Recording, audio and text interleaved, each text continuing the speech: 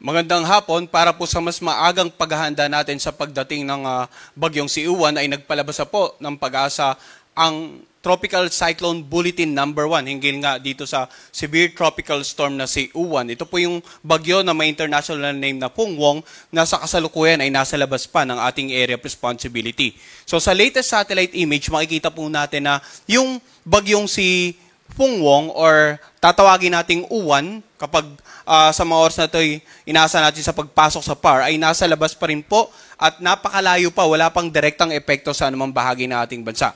Now, simula ngayong gabi hanggang bukas, asahan pa rin natin generally mainit at malinsangan na magiging lagay ng panahon sa nakararaming bahagi ng ating bansa. Maliban na lamang sa ilang isolated rain showers or thunderstorms, lalong-lalo sa mga lalawigan sa silangang bahagi ng Luzon at ng Visayas. Samantala, ang bagyong si Uwan, international name na Pungwong, ay tinatayang nasa layong 1,175 kilometers ang layo silangan ng Eastern Visayas. So taglay ni Uwan ang lakas ng hangin na umabot hanggang 110 kilometers per hour malapit sa gitna nito at ang pagbugso ng hangin ay abot hanggang sa 135 kilometers per hour. Sa kasalukuyan, kumikilos po ito sa direksyong pakanluran sa bilis na 25 kilometers per hour.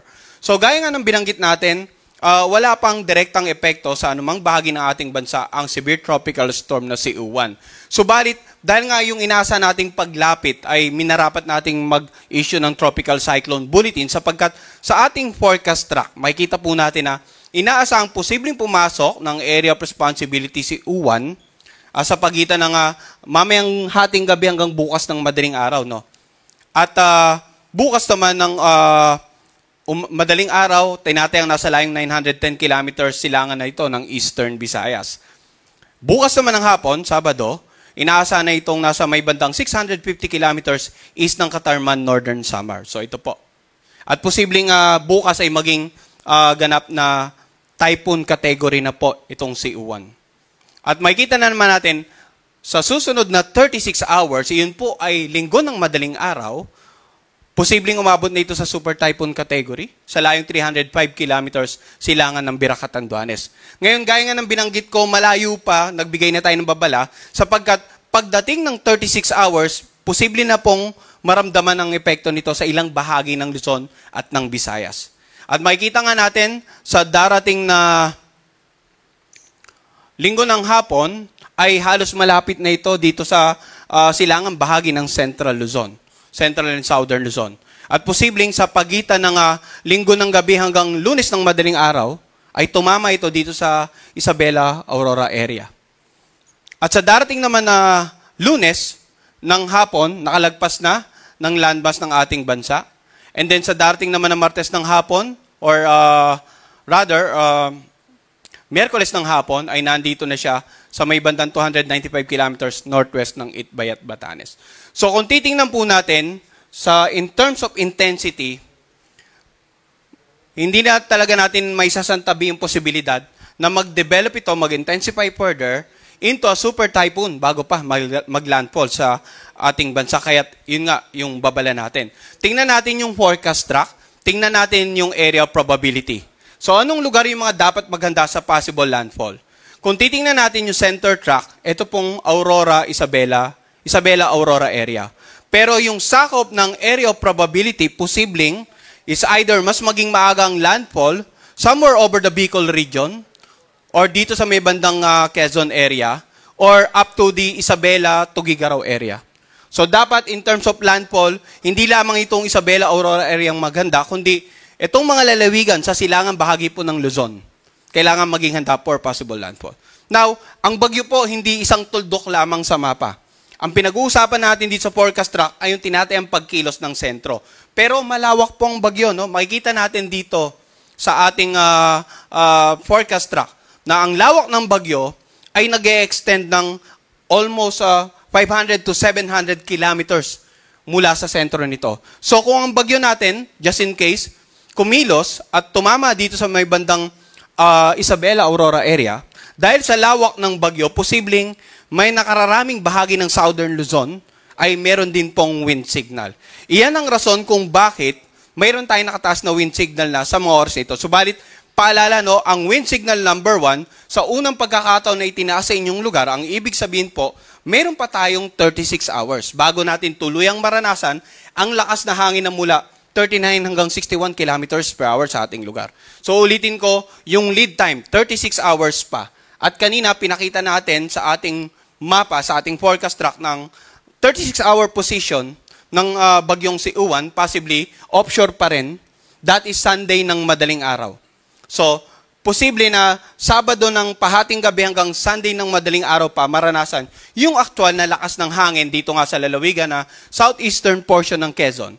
Dito sa eastern portion ng Romblon, Camarines Norte at Sur, Catanduanes, Albay, Sorsogon, sa Masbate, Northern at saka Eastern Samar, sa Samar, Biliran, Leyte, Southern Leyte, ganun din sa Northern at saka Central portion ng Cebu kasamang Bantayan at Camotes Island, Northeastern portion ng Bohol, Northern portion ng Negros Occidental, Northeastern portion ng Capiz, Northeastern portion ng Iloilo, Dinagat Island at Surigao del Norte. So ulitin po natin, no? Hindi po dahil nagtaas na tayo ng wind signal number 1 sa mga nabanggit na lalawigan, ay agad-agad dapat may mararamdaman na tayong epekto. 36 hours pa po ang lead time or palugit at sa forecast track natin, ang tinatayaan nating 36 hours simula alas 2 ng hapon ngayon ay sa alas 2 pa po ng madaling araw ng linggo, yung possible epekto. Pero maaaring magbago yan, maaaring kung magiging mabilis ang pagkilos, then likely, posible tayo magkaroon pa ng mas matataas na wind signal sa mga susunod nating issuance ng Tropical Cyclone Bulletin. At posibleng, mas lumawak din yung mga lugar na magkakaroon ng wind signal sa susunod nating mga issuance. Ngayon, ang mga lugar na may wind signal number 1, kapag naramdaman nyo po in the next 36 hours, usually, ang hangin dyan katamtaman hanggang sa malakas. Occasionally, ang mga karagatan magiging maalon. Pero, habang papalapit ang bagyo, asahan natin na mas titindi ang magiging lagay ng panahon. Mas magiging unfavorable or magiging masungit ang panahon sa inyong lugar. In terms of mga pagbugso ng hangin, dahil sa lawak ng bagyong si Uwan, ay posible rin pong makaranas ng mga pagbugso ng hangin sa mga lugar na nasa labas ng wind signal. Ito po yung mga lugar ng Palawan, Visayas at Mindanao, simula po sa Sabado hanggang sa Linggo. In terms of pag-ulan naman, simula ngayong gabi hanggang bukas ng umaga, wala naman tayong inaasahan na significant amount of rains. Subalit simula bukas ng hapon hanggang sa Linggo ng hapon, pansinin natin yung paglawak ng mga lugar na may matataas na pag-ulan. No? Kanina yung tiningnan natin color coding ay wind signal patungkol sa lakas ng hangin. Ngayon naman po yung posibleng dami ng ulan ang color coding natin. Bukas ng hapon hanggang Linggo ng hapon, more than 200 millimeters of rain, Camarines, Sur, Albay, Catanduanes. And then 100 to 200 millimeters of rain sa areas na naka-highlight ng orange. Simula po yung Cagayan, Isabela, Quirino, Aurora, dito sa Quezon, Camarines Norte, sa Sorsogon, Masbate, Samar provinces. And then 50 to 100 millimeters of rain naman sa mga lugar na naka-highlight ng yellow. Dati sa Apayao, Kalinga, Mountain Province, Ifugao, Nueva Vizcaya, Nueva Ecija, Bulacan, Rizal, Laguna, Marinduque, Romblon, at itong Leyte at yung Biliran. So ito pong pinakikita natin pag-ulan, simula pa po, posibleng mangyari yan, simula pa po bukas ng hapon hanggang sa darating na linggo ng hapon. Kaya generally, sinabi ko nga kanina, nabanggit natin simula ngayong gabi hanggang bukas ng umaga sa generally fair weather tayo, maliban lang sa mga isolated thunderstorm. Ngayon, simula naman ang linggo ng hapon hanggang Lunes ng hapon, makikita natin dun sa forecast track na inaasahan nga nating tatawid na. During this period, yung bagyong si Uwan sa pagitan ng Northern Central Luzon area. Kaya yung pinakamaraming pag-ulan, more than 200 millimeters of rain, inaasahan po natin sa Northern Luzon at sa lalawigan ng Aurora at Nueva Ecija. So pag sinabi natin Northern Luzon, the Ilocos Region, Cordillera Administrative Region, Cagayan Valley, and then ilang lalawigan nga sa Central Luzon. Samantala, yung areas na naka-highlight ng orange, 100 to 200 millimeters of rain, yan po yung lalawigan, natitirang bahagi ng Central Luzon, Metro Manila, ilang bahagi po ng Calabarzon. Generally. And then itong lalawigan ng Occidental Mindoro. At yung 50 to 100 millimeters of rain naman dito sa Camarines provinces, dito sa Oriental Mindoro, Marinduque, Romblon, Aklan, and Antique. Simula po yan linggo ng hapon hanggang Lunes ng hapon. No? So ang ating naman pong rainfall outlook nagpapakita ng mga dami ng pag-ulan. And normally, yung pinakamalapit sa sentro ng bagyo yun po yung inasa nating mas madaming pag-ulan. Kung kaya't balikan natin yung kanina, linggo ng afternoon, offshore pa yung bagyo, pero ang pinakamalapit likely ilang bahagi ng Bicol region. At simula linggo ng hapon hanggang Lunes ng hapon, yung inaasang pagtawid sa northern or central Luzon area, kaya't nandito yung concentration ng maraming pag-ulan. Ngayon yung mga pag-ulan, muli paalala namin, pwede pa rin magdulot ng mga pagbaha, lalong-lalo na sa mga low-lying areas, sa mga komunidad na malapit sa gilid ng ilog, dahil it's either umapaw ang inyong ilog, patuloy na tumaas ang level ng pag-ulan dahil sa ng tubig dahil sa continuous na pag-ulan, or maaaring yung mga karatig lalawigan, nakakaranas sa pag-ulan, tumaas yung level ng ilog at yung outflow ay papunta sa inyong lugar. Pagguho ng lupa sa mga lugar na malapit po sa paanan ng bundok. Yan po yung mga ilang possible effects ng mga malalakas sa pag-ulan sa inyong lugar. Kaya ngayon pa lamang po, pinapayo na natin yung mga kababayan natin sa Luzon, generally sa Luzon at ilang bahagi nga ng Eastern Visayas na magsimula na pong makipag-ugnayan sa kanilang local government, local DR officials para sa mga disaster preparedness and mitigation measures. Sa ngayon ay wala pa tayong nakataas na storm surge warning. Posibleng simula mamayang gabi hanggang bukas ay magsimula na po tayo ng storm surge warning issuances. Dahil mataas talaga ang banta ng storm surge, lalong-lalo na sa coastal areas ng northern Luzon at sa coastal areas dito nga sa central and southern Luzon.